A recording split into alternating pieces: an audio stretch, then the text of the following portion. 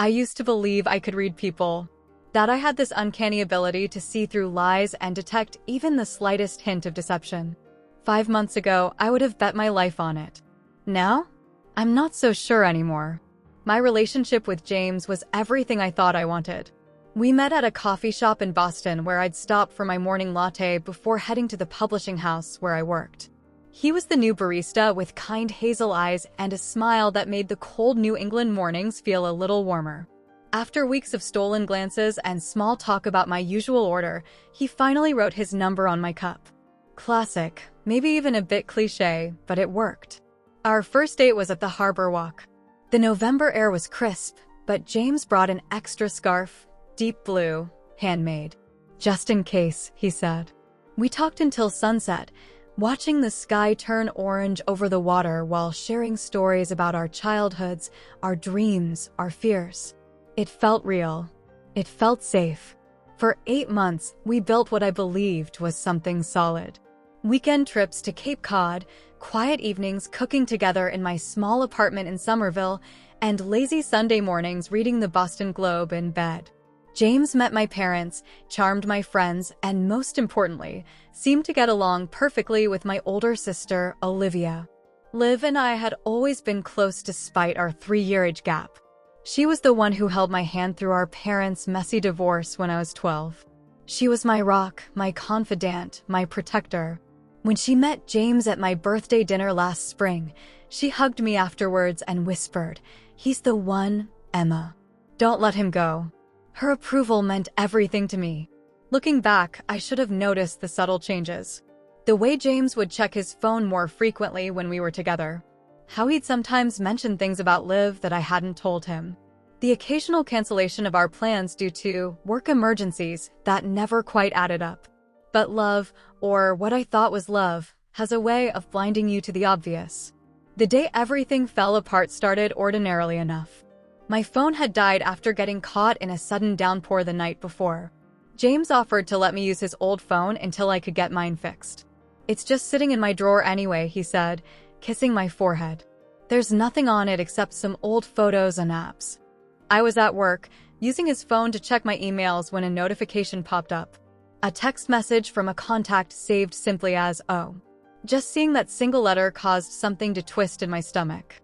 James had always saved people in his contacts with their full names, a habit he claimed helped him stay organized. With trembling fingers, I opened the message thread. The most recent text was just sent. "Miss you. Can't wait to see you tonight. L."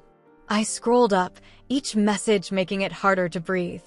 Weeks worth of conversations between James and Olivia. Secret meetups. Inside jokes. Intimate photos. Terms of endearment that made me physically ill. The timestamps revealed a pattern. They would meet whenever James told me he was working late or when Liv claimed to be out with her friends from graduate school. One message from 3 months ago stood out. "Emma can never know." It would destroy her. James had written it. My sister had responded with a simple heart emoji. I sat at my desk, unable to move, unable to think clearly as colleagues bustled around me, oblivious to my world crumbling. The office sounds faded into a distant hum as I read message after message, each one another knife to my chest. My hands shook as I put the phone down, staring blankly at my computer screen. In an instant, the 2 people I trusted most in the world had become strangers. Worse than strangers, betrayers. The profound sense of isolation hit me all at once. Who could I talk to about this when my usual confidant was the very person who had betrayed me? I made it through the workday somehow, functioning on autopilot while my mind raced through every interaction, every glance, every casual mention of Olivia that James had ever made. Had I been completely blind, or had they just been incredibly careful? When I got home that evening, I placed James's phone on the kitchen counter and sat in the dark living room, waiting. He had texted, on my work email, that he would be late. Meeting with clients, he claimed. Another lie to add to the growing pile. At 9:47 p.m., I heard his key in the lock. He called out my name, his voice cheerful, unaware that everything had changed. When he flipped on the lights and saw me sitting there, his smile faltered. "Hey," he said, putting down his bag. "Why are you sitting in the dark?" Is everything okay? I looked at him, really looked at him. The man I thought I knew. The man I had planned a future with. His hair was slightly damp from the light rain outside, his cheeks flushed. He smelled faintly of the perfume I had bought Olivia for her birthday last year. How was your meeting? I asked, my voice unnaturally calm. Good, he replied, removing his jacket. Productive. We might land the Henderson account.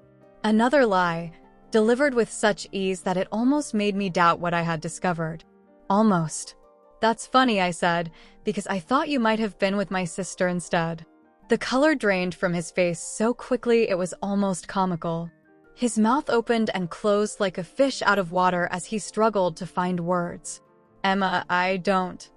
I stood up, pointing to his phone on the counter. I saw everything.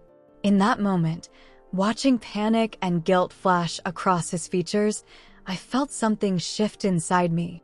The initial shock and hurt began to harden into something else, a cold, determined resolve. This wouldn't be the end of me. This betrayal wouldn't define me. We need to talk about this, he pleaded, reaching for me. I stepped back, my voice steadier than I felt. No, James, we don't. Not tonight. As I walked past him and shut myself in our bedroom, locking the door between us, I could hear him calling my name. But all I could think about was Olivia, my sister, my best friend, my betrayer, and how I would face her knowing what I now knew. That night, as James slept on the couch, I stared at the ceiling, tears silently streaming down my face. The pain was excruciating, but beneath it, something else was forming, a quiet determination. They thought they knew me. They thought I would break. They had no idea what was coming. The days that followed existed in a strange limbo. I moved through my apartment like a ghost, avoiding James as much as possible. He tried to explain, to apologize, to make me understand how it just happened, and how they never meant to hurt me. I listened without really hearing, nodding at appropriate intervals while my mind cataloged his excuses for future reference. I called in sick to work, something I'd never done before. Sarah, my boss, didn't question it. Perhaps she heard something in my voice that told her not to push. I spent those days wrapped in blankets on my window seat, watching rain patter against the glass, turning the Boston streets into blurry watercolors. The image of Olivia and James together played on endless loop in my mind. Had it been in my bed? Had they laughed about me afterward? The questions were like poison, seeping into every memory I treasured. I remembered last Christmas, when Liv had insisted James join our family dinner. How she'd helped him pick out my gift, a vintage edition of Pride and Prejudice that I'd mentioned wanting once months earlier. I'd been touched by his thoughtfulness, never suspecting it had been my sister's doing. Had they been together even then? Were they exchanging glances across our parents' dining table while I remained blissfully unaware? Mom called on the third day. Her voice carried that familiar concern that had intensified since the divorce. Emma? I haven't heard from you in a while. Everything all right, sweetheart? I wanted to tell her everything. To cry into the phone and have her assure me that everything would be okay like she did when I was little. But the words stuck in my throat. How could I tell her that her daughters, the only thing that had remained intact after her marriage fell apart, were now irrevocably broken? Everything's fine, Mom. Just busy with work. She didn't believe me, mothers rarely do, but she didn't press. Well, don't forget Sunday dinner. Your sister's bringing that pecan pie everyone loved last time. The mention of Olivia sent a fresh wave of nausea through me. Sunday dinner. For days away. The thought of sitting across from her, pretending everything was normal, made my skin crawl. Actually, I might skip this week. Deadline coming up. Emma Jean Walker, she said, using my full name as she always did when disappointed. You haven't missed a Sunday dinner in over a year. Whatever work you have can wait. I closed my eyes, suddenly exhausted. You're right. I'll be there. After hanging up, I curled back into my blanket cocoon, letting silent tears fall. The betrayal felt physical, a hollowness in my chest that ached with each breath. But beneath the pain, something else was stirring. A voice that refused to be silenced. Why should I be the one hiding away? Why should I carry the shame of their actions? James had moved most of his things out while I was in the shower that morning, leaving a note that he would be staying with a friend until we figure things out. I tore the note into tiny pieces and flushed them down the toilet. That night, Olivia called. I watched her name flash on my work phone, my heart pounding against my ribs. After 6 rings, it went to voicemail. "Hey, it's me." Her voice sounded normal, casual. "Haven't heard from you in a few days. James mentioned your phone died? Anyway, I was thinking we could grab lunch tomorrow at that little Thai place you love. Call me back." The audacity struck me like a physical blow. James had mentioned my phone died. They were still talking, still coordinating, still lying. I didn't call her back. Instead, I dragged myself to the shower, standing under scalding water until my skin turned pink. As steam filled the bathroom, clarity began to cut through the fog of hurt. I wasn't going to be their victim. I wasn't going to fade away while they continued their lives, perhaps feeling momentary guilt, but ultimately moving on together. No, they needed to understand the consequences of their betrayal. I spent the 4th day cleaning. I scrubbed the apartment from top to bottom, as if I could erase all traces of James and the life we'd built. I threw away the herbs he'd planted on the kitchen windowsill, donated the books he'd left behind, and changed the sheets he'd slept on. With each item removed, I felt a little lighter, a little more in control. That evening, a text from Olivia. "Are you avoiding me? What's going on?" I studied the message, imagining her typing it, perhaps sitting beside James, both of them puzzled by my silence. Did they think I was clueless? Or were they worried I'd discovered their secret? The thought of their uncertainty gave me the first genuine spark of satisfaction I'd felt in days. Friday morning, I returned to work. Sarah looked relieved to see me, though her eyes lingered on the dark circles under mine. I threw myself into editing manuscripts, grateful for the distraction of other people's words and worlds. During lunch, I sat alone in the small courtyard behind our building, picking at a salad I had no appetite for. My phone buzzed with another text from Olivia. "Mom says you're coming to dinner Sunday. We need to talk before then. Please, Emma." There was urgency in those words. Fear, perhaps. Good. By Saturday morning, my apartment no longer felt like a shrine to betrayal. I'd rearranged furniture, hung new curtains, and placed fresh flowers on every surface. The physical transformation mirrored something happening inside me, a hardening resolve, a determination to reclaim my narrative. I made coffee and sat at my newly positioned desk near the window, opening my laptop. A quick search of my bank statements confirmed what I already knew. There were several charges for restaurants and hotels on days when James claimed to be working late. The evidence of their deception was everywhere once I knew to look for it. Olivia worked at Massachusetts General Hospital as a pediatric resident. Her schedule was grueling but predictable. She always had Wednesdays off. Those were the days when James would tell me he had evening client meetings. The pattern was so obvious now that I'd connected the dots. My phone rang, Olivia again. This time, I answered. "Emma, thank God." She sounded breathless, relieved. "I've been so worried. Are you okay?" The concern in her voice nearly broke me. How could she sound so genuinely caring while betraying me so completely? "I'm fine," I replied, my voice flat. "Just been busy." "Oh." A pause. "Well, I was hoping we could meet for coffee today. There's something I need to talk to you about." I closed my eyes, imagining her rehearsing this call with James. What story had they concocted? Were they planning to come clean on their terms, to control the narrative? Actually, I'm not feeling up to it today. I kept my tone light, casual. "I'll see you tomorrow at Mom's, though. Emma, please, I have to go, Liv. Bye." As I ended the call, something shifted in me. The hurt was still there, a vast ocean beneath the surface, but it no longer controlled me. Instead, it fueled something stronger, a determination to not just survive this betrayal, but to emerge from it on my own terms. That night, I looked at myself in the bathroom mirror, really looked, for the first time in days. My face was thinner, my eyes harder. I barely recognized the woman staring back at me, but I respected her. She wasn't going to crumble. She wasn't going to let them write the ending to this story. Sunday was approaching. The thought of facing them both made my stomach churn, but beneath the anxiety was a current of something else, anticipation. They had no idea what was coming.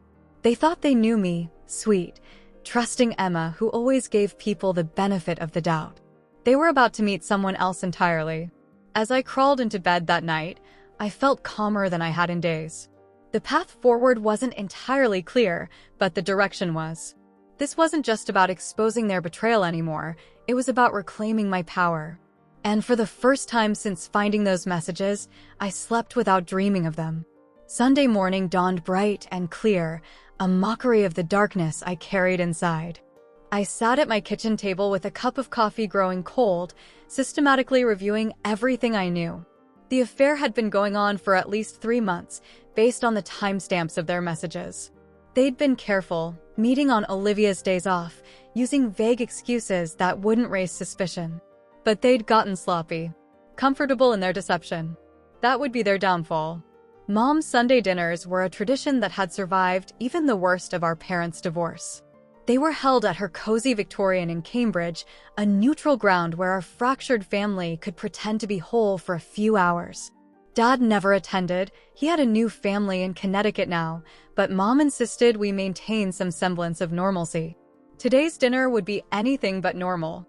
I dressed with deliberate care, a simple blue sundress that Olivia had always envied, claiming the color never looked as good on her. My makeup was minimal but precise, designed to highlight my eyes while concealing the evidence of sleepless nights. I wanted to look strong, unbroken. As I drove toward Cambridge, I mentally rehearsed different scenarios. I could expose them at the dinner table, watching shock register on my mother's face. I could pull Olivia aside first, confront her privately before bringing James into it. Or I could wait, gather more evidence, make my case bulletproof. The problem was timing. If I waited too long, they might come clean on their terms, painting themselves as star-crossed lovers who couldn't help their feelings. I couldn't allow that narrative to take hold. I parked a block away from Mom's house, needing a moment to compose myself. The street was lined with maple trees just beginning to turn golden at the edges, Olivia's favorite time of year. Even the season felt like a betrayal now. My phone buzzed with a text from James. "Can we talk before dinner? I'll be at Pavement Coffee on Mass Avenue in 20 minutes. So they hadn't coordinated their stories yet. Interesting. I didn't respond, but I drove to the coffee shop anyway, parking across the street where I could watch without being seen. Sure enough, James arrived, looking nervous in a button-down shirt I'd bought him last Christmas. 5 minutes later, Olivia joined him. They didn't hug or kiss too public, but the familiarity between them was unmistakable. The way she touched his arm, the way he leaned toward her, their heads close together in urgent conversation. I took photos with my phone, documenting their meeting. Evidence. Ammunition. After 15 minutes, they left separately, planning to arrive at Mom's at different times, no doubt. The performance of normalcy. I waited another 10 minutes before driving to my mother's house. Olivia's car was already in the driveway. James would arrive last. He always did, claiming Boston traffic despite living closest to Cambridge. Mom greeted me with her usual warm hug. "There's my girl. I was beginning to think work had swallowed you whole." I hugged her back, breathing in her familiar scent of cinnamon and Chanel No. 5. "Just been busy," I said, the same excuse I'd given Olivia. In the kitchen, my sister was arranging a cheese board, her back to me. When she turned, her smile faltered for just a second before recovering. "Emma, you look amazing." Her voice was bright, but her eyes were wary. "That color has always been perfect on you." I smiled, the expression not reaching my eyes. "Thanks. Need any help?" We worked side by side in tense silence, the air between us charged with unspoken accusations. Twice she started to say something before stopping herself. I pretended not to notice. Mom chatted about neighborhood gossip, oblivious to the undercurrents. Mrs. Patterson's son is getting divorced. His wife ran off with her yoga instructor. Can you imagine? After 15 years of marriage. Olivia dropped a knife, the clatter sharp against the tile floor. I bent to pick it up, our fingers brushing as we both reached for it. She pulled back as if burned. "I've got it," I said quietly, my eyes meeting hers. For a moment, I saw naked fear there. She knew that I knew, but she wasn't sure how much. The doorbell rang, James arriving at last. Mom went to let him in while Olivia and I remained frozen in the kitchen. She whispered urgently. "We need to talk." I smiled, the expression cold and unfamiliar on my face. "Yes, we do. But not now." James entered the kitchen with Mom, his eyes darting nervously between Olivia and me. He'd brought wine, an expensive Cabernet that he knew I loved. A peace offering. "Hey, Emma," he said cautiously, leaning in for what would normally be a kiss. I turned slightly so his lips landed on my cheek instead. If Mom noticed, she didn't comment. Dinner was excruciating. Mom served her famous pot roast while chatting about her book club and the new neighbors across the street. James picked at his food, contributing only when directly addressed. Olivia drank too much wine and kept stealing glances at me, her anxiety almost palpable. I ate methodically, smiling at Mom's stories, asking appropriate questions, performing normalcy with an Oscar-worthy dedication. Beneath the table, my fingers tapped out a rhythm on my thigh, a nervous habit from childhood that I'd never quite outgrown. As Mom served dessert, Olivia's pecan pie, which suddenly looked unappetizing, I excused myself to use the bathroom. Instead, I slipped into Mom's study and opened my sister's purse, which she'd left on the desk. Her phone was inside, unlocked when I pressed the home button. Careless. I quickly forwarded the most damning texts between her and James too. My own number, then returned the phone exactly as I'd found it. Evidence secured. Back at the table, I smiled at Olivia as I slid into my seat. "This pie looks delicious, Liv. Did you try that new recipe you mentioned?" Her fork paused halfway to her mouth. "What recipe?" "The one you texted me about. Last Wednesday, I think." Wednesday, her day off. The day she'd been with James, according to their messages. She paled slightly. "I don't remember texting you about a recipe." Must have been someone else then. James coughed, reaching for his water glass with unsteady hands. Mom looked between us, confusion creasing her brow. "Is everything all right with you girls? You're both acting strange today." "Everything's fine, Mom," Olivia said quickly. Too quickly. I took a bite of pie, chewing slowly. "Actually, I've had an interesting week. My phone broke, so I've been using James's old one." I glanced at him, watching panic flicker across his face. It's amazing what you can discover when you use someone else's phone. The silence that followed was deafening. Mom looked puzzled, but both James and Olivia had gone completely still, the color draining from their faces. "What's going on?" Mom asked, looking between us. "Emma? Olivia?" I dabbed my mouth with a napkin, buying time. Part of me wanted to explode, to unleash months of their betrayal right here at our mother's dinner table. But another part, a colder, more calculating part, knew that wasn't the right move. "Not yet." "Nothing, Mom," I said finally. "Just some work drama I discovered through emails. Nothing important." The relief on their faces was almost comical. They thought they'd dodged the bullet. They had no idea I was just loading the gun. After dessert, James offered to help with the dishes, an unprecedented move that Mom accepted with pleased surprise. Olivia cornered me in the hallway as I retrieved my purse. "Emma, please," she whispered urgently. "Whatever you think you know, I know everything. Liv," I cut her off, my voice low but sharp. "Every meetup. Every lie. I have the texts, the hotel receipts, everything." Her face crumpled. "It's not, we didn't save it," I said, brushing past her. "I'm not doing this here. Not in front of Mom." A tear slid down her cheek. "When then?" "We need to talk about this." I paused at the front door, turning to face her.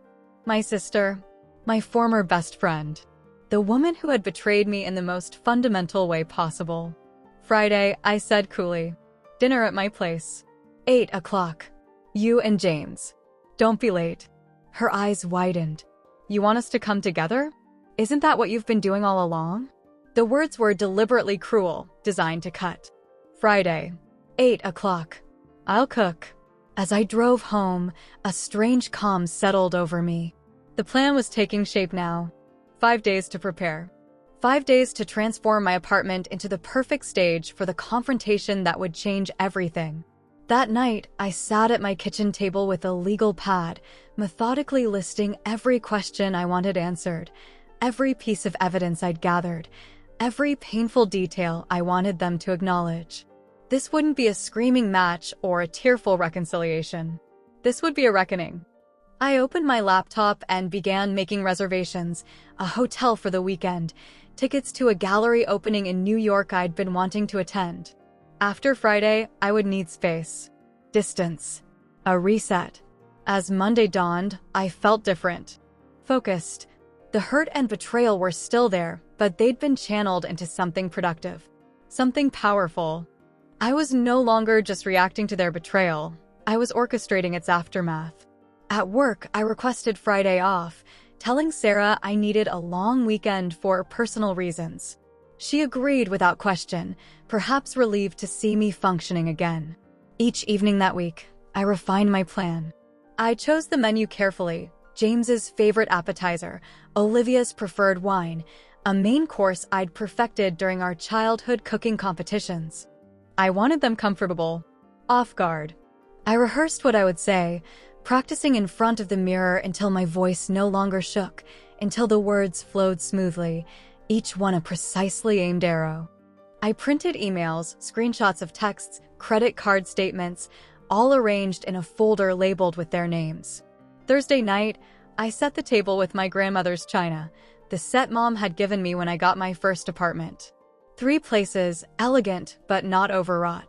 Candles ready to be lit. The stage set for the final act of our shared story.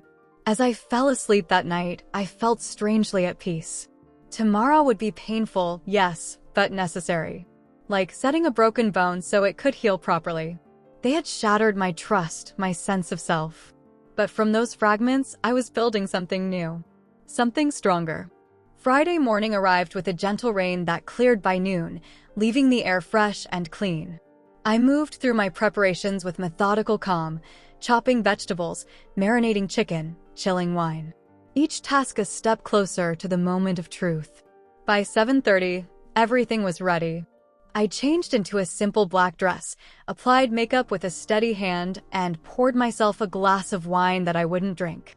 I needed clarity tonight. Perfect, crystalline clarity.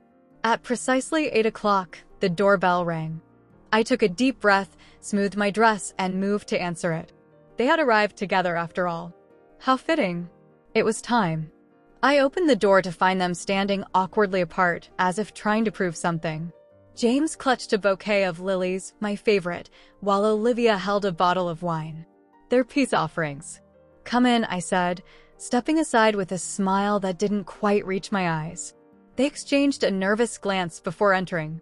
I watched their eyes scan my apartment, taking in the carefully arranged scene, candles flickering on the dining table, soft jazz playing from the speakers, the smell of roasted chicken filling the air. A perfect dinner party atmosphere. Disarmingly normal. You've rearranged the furniture, James noted, his voice strained as he handed me the flowers. Yes, needed a change. I accepted the lilies with a nod. Make yourselves comfortable. I'll put these in water.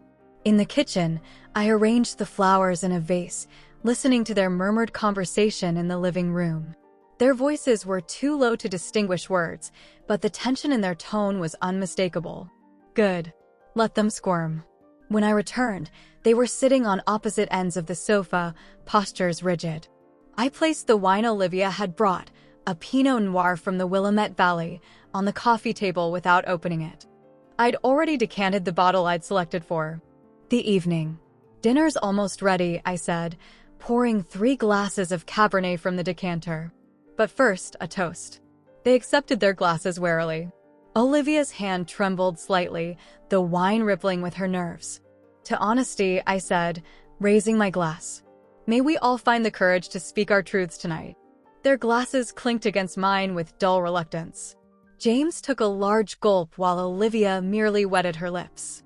Emma, she began, putting her glass down. Before we go any further, I need to say, let's eat first, I interrupted smoothly. Everything will taste better warm. We can talk over dinner.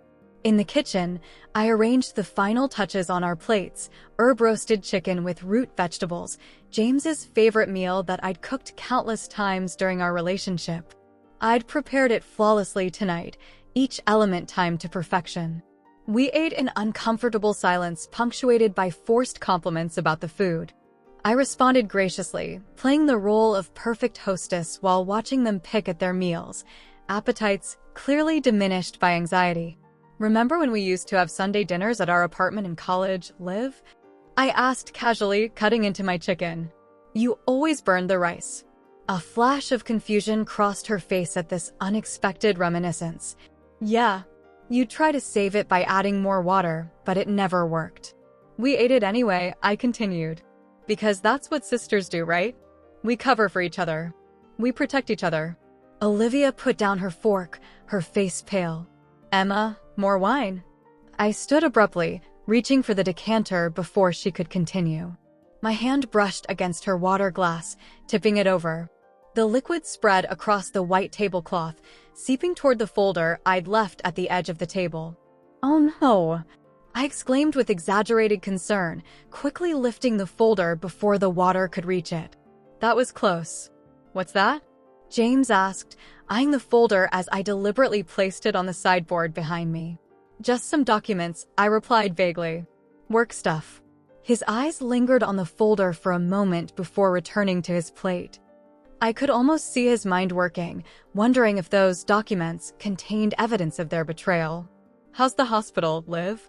I asked, seamlessly shifting the conversation as I sat back down. Still thinking about that pediatric cardiology fellowship in Chicago?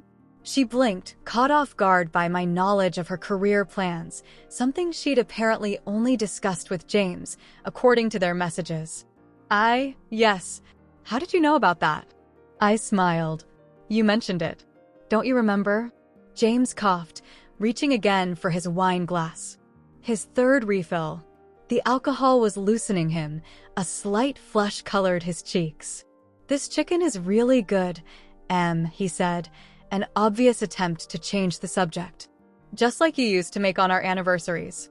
Our 1 month, 6 month, and 1 year anniversaries, I specified, watching his expression falter at my precision. Funny how I remembered all of those, isn't it? While you were, what was it you told me last month when you missed our dinner reservation? Stuck in traffic. The room fell silent. Olivia stared at her plate while James shifted uncomfortably in his chair. Emma, please, he started. We need to explain dessert. I announced, standing again. I made tiramisu. Your favorite, Liv. In the kitchen, I leaned against the counter for a moment, gathering my composure. Their discomfort was palpable, exactly as I'd planned.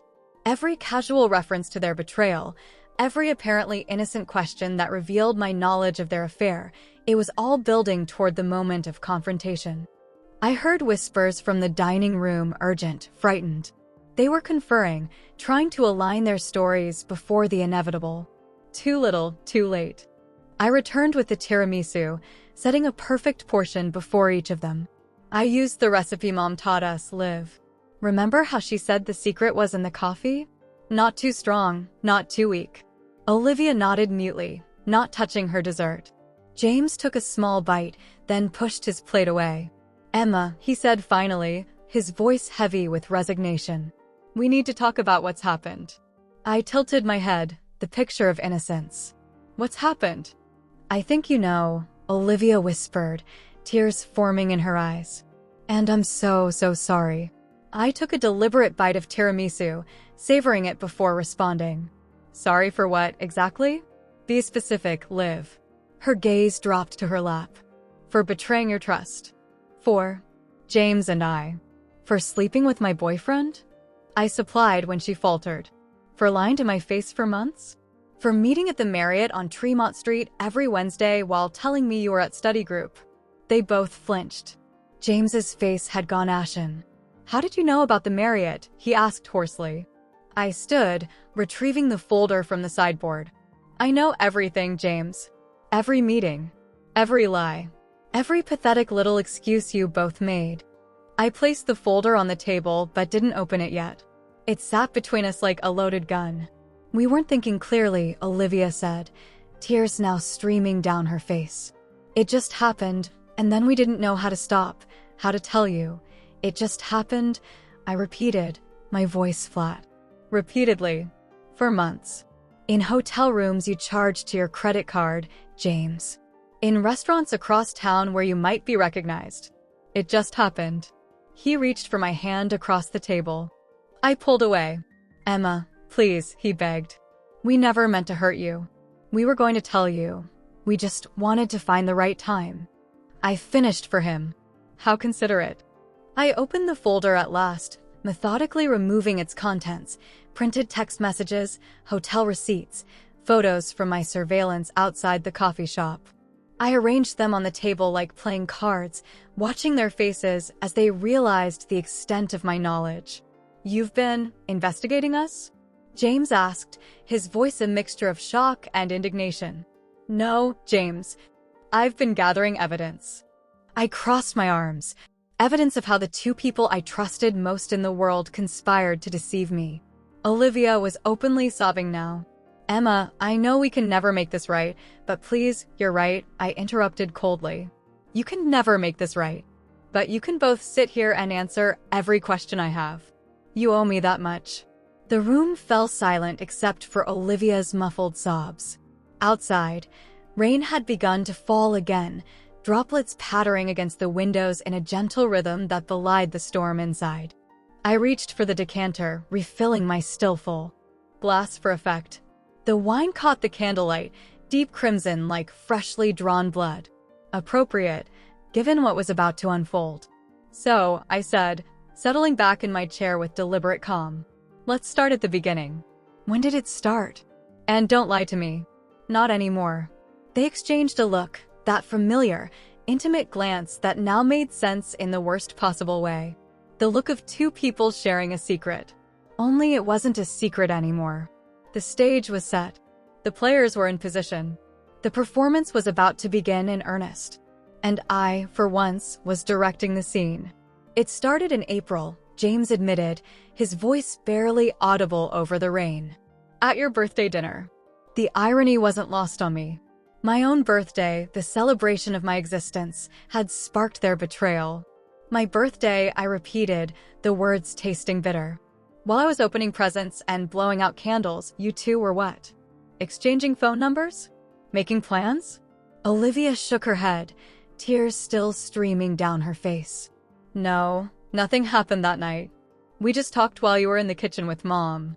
He mentioned a book I'd been wanting to read, and I gave him my number so he could send me the title. Such an innocent beginning, I said, my voice dripping with sarcasm. And then? We texted about the book, James continued, staring at his hands. Then about other things. It was just friendly at first, I swear. When did friendly become something else? I asked, tapping my finger against one of the hotel receipts dated in May, just a month after my birthday. They exchanged another glance, silently deciding who would answer. Finally, Olivia spoke. We met for coffee to discuss the book. One coffee became several. We started talking about everything: work, dreams, fears. She paused, swallowing hard. Things I used to only talk to you about, Em. The knife twisted deeper. My sister and my boyfriend hadn't just betrayed me physically, they'd formed an emotional bond, sharing intimacies that should have been sacred between siblings. And you never once thought, hey, maybe I shouldn't be secretly meeting my sister's boyfriend? The question came out sharper than I intended, cutting through her sobs. I did, she whispered. I told myself it was just friendship, that there was nothing wrong with us talking. But I was lying to myself. James reached for his wine glass, draining it before speaking. The first time we crossed the line was after that charity event at the hospital. You couldn't go because you had deadline. I remembered that night clearly. I'd been editing a manuscript that needed to be finalized by morning. I'd encouraged James to go without me, to support Olivia's work fundraising for the pediatric ward. I'd even helped him pick out a suit. I drove her home, he continued, his voice hollow. We'd both had champagne. She invited me up for coffee. We talked for hours and then, "You slept together." I finished for him when he trailed off. The blunt statement hung in the air between us. "Yes," Olivia whispered, unable to meet my eyes. A strange calm settled over me. The confirmation of what I already knew should have devastated me, but instead, I felt only a cold clarity. "And afterward? Did you both agree it was a mistake? That it would never happen again?" My tone was almost conversational. James shifted uncomfortably. "We said that. We meant it at the time. But you couldn't stay away from each other," I prompted. "The attraction was just too strong." "Emma, it wasn't like that," Olivia pleaded. "It wasn't some grand passion we couldn't control. It was comfort. Understanding." "Understanding?" I laughed, the sound harsh and unfamiliar. "Please, enlighten me. What profound understanding did you share that justified betraying me?" She looked up, her eyes red-rimmed, but suddenly defiant. "He understood what it was like to be in your shadow. Always being compared to perfect Emma and coming up short." The accusation caught me off guard. "My shadow? What are you talking about?" "You've always been the golden child," she continued, years of resentment suddenly pouring out. "Top of your class. Dream job at the publishing house right out of college. Mom's favorite." "That's not true," I protested, genuinely shocked. "Mom doesn't have favorites." "Doesn't she? Why can't you be more organized like Emma?" "Emma would never have missed that deadline. Emma always calls when she says she will." Olivia's impression of our mother was unnervingly accurate. James nodded. "It was the same with me. Emma's so confident. Emma always knows exactly what she wants." It was exhausting trying to live up to your perfection. My mind reeled. Was this how they saw me? Some flawless being they could never measure up to? The notion was so far from how I viewed myself, constantly doubting, constantly striving, never quite satisfied with my achievements. So this affair was what? Revenge? Getting back at me for being perfect? The air quotes were audible in my tone. "No!" they both exclaimed simultaneously. James leaned forward, his eyes pleading for understanding. "It wasn't about you, Emma. That's what makes it worse, in a way. We didn't set out to hurt you. We just found something in each other. Something worth destroying me for," I said quietly. Olivia flinched. "We never wanted to destroy you. We just didn't know how to stop without hurting you. So we kept going, hoping somehow it would resolve itself." "By resolve itself, you mean what? That one of you would suddenly lose interest? That I'd conveniently meet someone else? Or were you planning to continue indefinitely, meeting in hotel rooms while I remained blissfully ignorant?" Neither answered, their silence damning. I stood abruptly, walking to the window. Outside, Boston was a blur of rain and lights. Somewhere out there, people were living normal lives, untouched by this particular brand of betrayal. I envied them their ignorance. "Did you love each other?" I asked finally, my back still turned to them. It was the question I'd been avoiding, the one whose answer frightened me most. The silence stretched, heavy with unspoken words. "I don't know," James answered eventually. "I cared for her. I still care for you, Emma. I know that's hard to believe, but it's true." I turned to face them. "And you, Liv? Did you love him?" Her eyes met mine, tears still glistening. I loved the way he made me feel. Seen. Valued.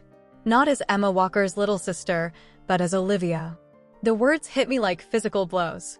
All this time, while I'd been protecting her, supporting her, cheering her accomplishments, she'd felt overshadowed, invisible. The realization was devastating in a way their affair hadn't been. "You were never just Emma's little sister to me," I said softly. "You were my best friend. My confidant. The person I trusted most in the world." Her face crumpled. "I know. That's what makes this unforgivable." I returned to the table, gathering the evidence I'd so carefully arranged. None of it mattered anymore. The betrayal went deeper than hotel receipts and text messages could ever show. "What happens now?" James asked, his voice small. I looked between them, these two people who had formed a connection through their perceived inadequacy beside me. How little they knew me. How little I knew them. "Now," I said, my voice steady, "you both leave. Emma, please. Olivia reached for my hand. Can't we talk more? Try to work through this. I pulled away from her touch. There's nothing more to say. You've made your choices. Multiple times. Every Wednesday at the Marriott. Every time you lied to my face. James stood, his chair scraping loudly against the floor. I'll get my things from the closet. Don't bother, I replied coldly. I donated everything you left behind. There's nothing of yours here anymore. His face fell, the finality of my words sinking in. Emma, I am so sorry. If I could take it back, but you can't, I interrupted. Neither of you can. Actions have consequences. This is yours. Olivia was sobbing again, her shoulders shaking. What about us? We're sisters. We're family. That has to count for something. For a moment, I felt a flicker of the old bond between us, years of shared secrets, inside jokes, holding each other through heartbreaks and disappointments. But the flicker died quickly, smothered by the weight of her betrayal. It did count for something, Liv. It counted for everything. That's why this hurts so much. I walked to the door, opening it in a clear dismissal. I need time. A lot of it. Don't call me. Don't text me. Don't show up at my door with flowers or wine or apologies. They gathered their things in silence, the fight gone out of them. As they moved past me toward the hallway, Olivia paused. I never meant for this to happen, she whispered, her voice breaking. I love you, Em. I always will. The words hung between us, sincere but insufficient. In another life, they might have been enough to begin healing. But not in this one. Goodbye, Olivia. I closed the door behind them, sliding the deadbolt into place with a definitive click. For a long moment, I stood with my forehead pressed against the cool wood, listening to their footsteps retreat down the hallway. Only when the elevator doors dinged closed did I allow myself to slide to the floor. The apartment was eerily quiet now, the carefully orchestrated dinner party reduced to dirty dishes and half-empty wine glasses. I'd imagined this moment differently, perhaps with shouting, with rage, with a dramatic storm of emotions. Instead, I felt oddly hollow, emptied out like a vessel that had spilled its contents. I didn't cry. Not then. The tears would come later, I knew, when the numbness wore off. For now, I simply sat on the floor of my apartment, my back against the door that had just closed on two of the most important relationships in my life. The confrontation was over. I had my answers, painful as they were. I had said my piece, maintained my dignity, refused to beg or plead for explanations that could never justify their actions. It wasn't the closure I'd hoped for. There was no satisfaction in confirming the depth of their betrayal, no vindication in witnessing their remorse. But perhaps there was something else, something I hadn't anticipated, the first fragile seedling of liberation. I was free. Free from the weight of their lies. Free from relationships built on shadows and resentments I'd never known existed. Free to rebuild, to redefine, to rediscover who Emma Walker was when she wasn't being perfect for everyone else. Dawn would come, bringing with it the pain I was still too numb to feel. But for now, in the quiet aftermath of confrontation, I allowed myself to acknowledge one simple truth. I had survived the worst betrayal imaginable. And if I could survive that, I could survive anything. The next morning, I woke on my couch, still in my black dress from the night before. Sunlight streamed through the windows, mockingly cheerful. The dining table remained as I'd left it, evidence of a dinner party frozen in time, like some modern art installation about betrayal. My phone showed 17 missed calls, 8 from Olivia, 5 from James, 4 from my mother. I silenced it without checking the voicemails. Whatever they had to say could wait. Today was for me. I showered, scrubbing away the previous night as best I could. As I packed for my weekend in New York, I found myself moving with purpose, each item carefully selected for my new temporary life. Books I'd been meaning to read, comfortable clothes, my journal. No reminders of them. No photographs. No mementos. The train ride to New York passed in a blur of countryside and quiet reflection. I didn't read or listen to music. I simply watched the world rushing by, feeling oddly detached from it all. The woman beside me tried to make conversation, but quickly sensed my need for silence and returned to her crossword puzzle. My hotel in Chelsea was small but elegant, a splurge I rarely allowed myself but felt necessary now. The front desk clerk smiled as he handed me my key. "Enjoying a weekend away from it all?" "Something like that," I replied, managing a small smile in return. Alone in my room, I finally allowed myself to feel. The tears came in waves, sometimes gentle, sometimes violent enough to leave me gasping for breath. I cried for the relationship I'd lost, for the sister who'd betrayed me, for the future I'd envisioned that would never come to pass. I cried until my body ached with it, until there seemed to be no tears left in me. Then I ordered room service, ate my first real meal in days, and fell into a dreamless sleep. Saturday morning dawned gray and drizzly, perfect weather for the Museum of Modern Art, where I wandered for hours among strangers, finding unexpected comfort in the anonymity. No one here knew my story. No one looked at me with pity or guilt or expectations. I was just another visitor, momentarily captivated by Picasso's distorted perspectives and Van Gogh's turbulent skies. Standing before Frida Kahlo's self-portraits, those unflinching depictions of pain and resilience, I felt a kinship with the artist that transcended time and circumstance.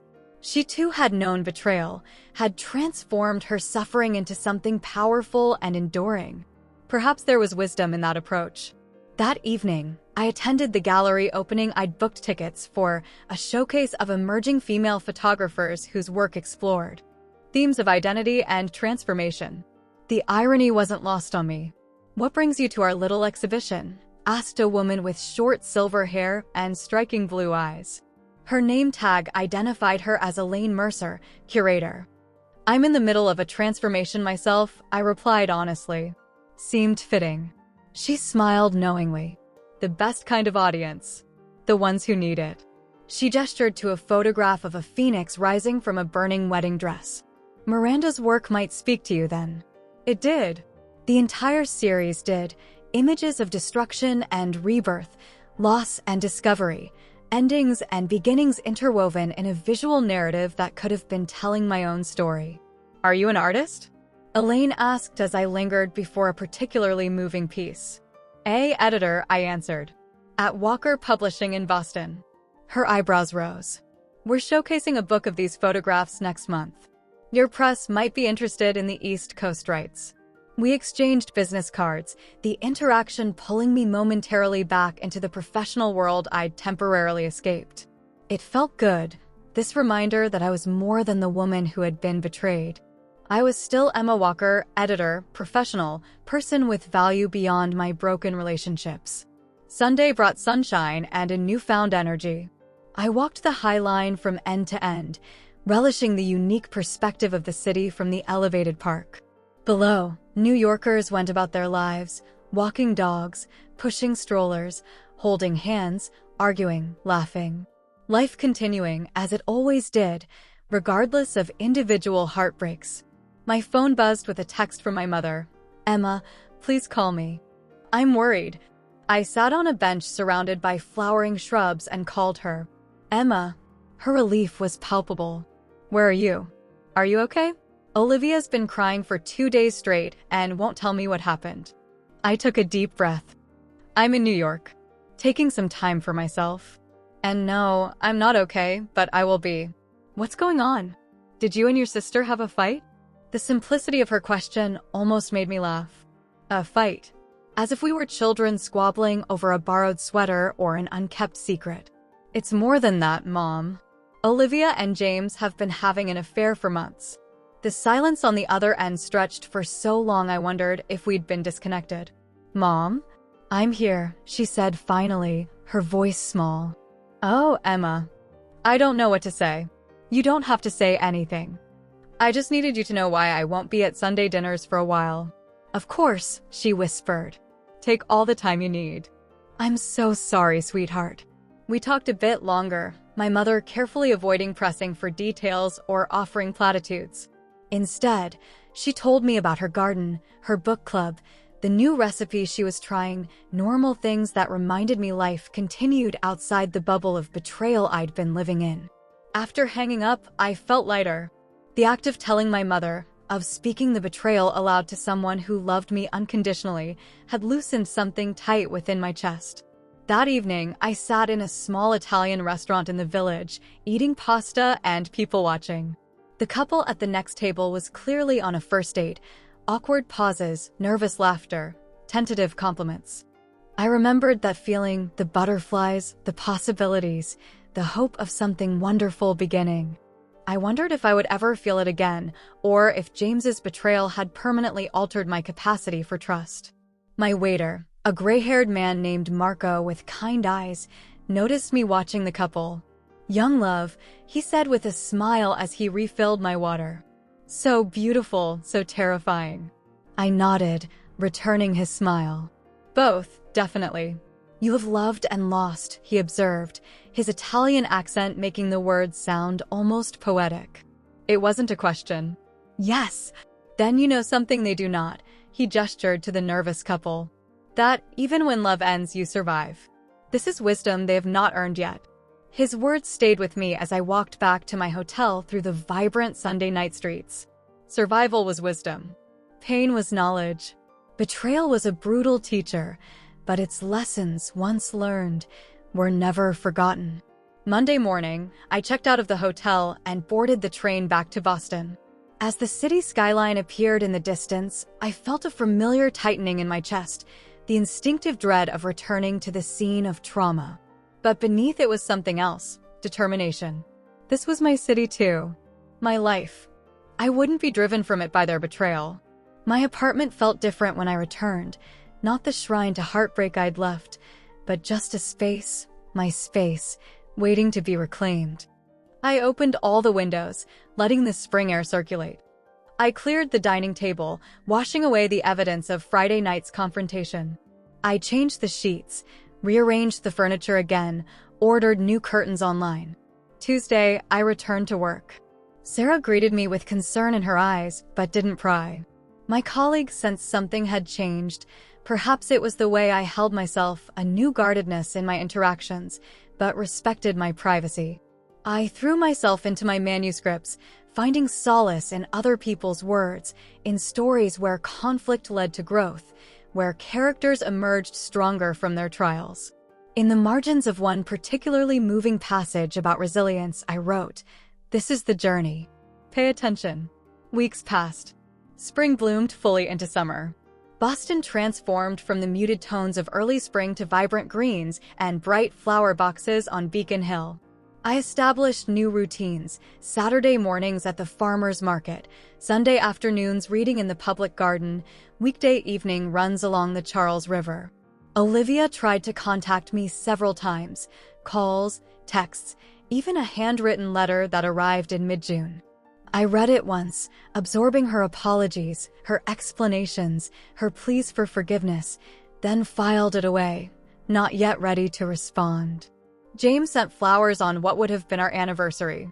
I donated them to a nursing home down the street.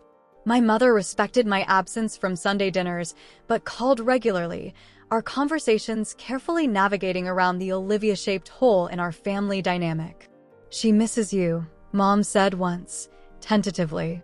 "She's not the same without you." "I'm not the same either," I replied. "That's the point." In July, Walker Publishing acquired the East Coast rights to the photography book from Elaine's gallery. When the contract arrived for my signature, I'd been promoted to acquisitions editor in June. I saw it as a sign. A full-circle moment.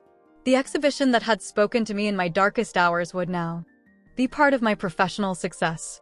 August brought heat waves and an unexpected email from Dr. Bennett, my college professor who had first encouraged me to pursue editing. He was retiring, moving to Maine, and wanted to connect with former students who had made him proud. We met for coffee near Harvard Square, the same cafe where I'd once graded papers as his teaching assistant. "Life has tested you," he observed after we'd exchanged pleasantries. His perception had always been uncanny. "Is it that obvious?" I asked. He smiled gently. "You wear it differently than before. Not as a wound, but as wisdom." Marco's words from the Italian restaurant echoed in my mind. Survival as wisdom. Pain as knowledge. I'm still figuring it out, I admitted. How to trust again. How to move forward. The greatest miscalculation people make, he said, stirring his tea thoughtfully, is believing that trust is something we give to others. It's not. Trust is something we build within ourselves, the confidence that whatever happens, we can handle it. His words stayed with me long after our meeting, becoming something of a mantra as I continued rebuilding my life. Trust in myself. Confidence in my resilience. Faith in my capacity to handle whatever came next. In September, exactly 5 months after discovering the affair, I received a text from Olivia, Mom's birthday dinner next week. I'll understand if you don't come, but she misses having both her daughters at the table. I sat on my newly purchased couch in my rearranged living room, staring at the message. The thought of seeing Olivia still hurt, but the pain had dulled from sharp agony to a more manageable ache. More importantly, I missed my mother. Missed our family traditions, incomplete as they now were. After long consideration, I replied, "I'll be there. For Mom." Her response came immediately. "Thank you." The night before the dinner, I stood before my bathroom mirror, studying my reflection. The woman who looked back at me was both familiar and strange, thinner, perhaps, with new lines around her eyes, but steadier somehow. More grounded. 5 months ago, I had been shattered by betrayal, certain I would never feel whole again. Now, I recognized the truth in the Japanese art of kintsugi, broken pieces mended with gold, creating something more valuable, more beautiful for having been broken. I wasn't the same Emma Walker who had discovered those text messages on James's phone. I wasn't the same woman who had orchestrated an elaborate confrontation dinner or fled to New York to escape her pain. I was someone new, someone forged in the fire of betrayal and tempered by the journey of healing. As I chose an outfit for my mother's birthday dinner, I realized I was no longer afraid of seeing Olivia. The betrayal would always be part of our shared history, but it no longer defined me.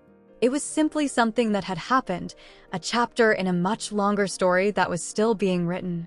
The future stretched before me, unknown, but full of possibility. I had survived the worst betrayal imaginable. I had rebuilt myself from the ashes of what was lost. Whatever came next, reconciliation or permanent separation, new love or cherished independence, I would face it with the hard-won knowledge that I was stronger than anything life could throw at me. And that, perhaps, was the most valuable discovery of all.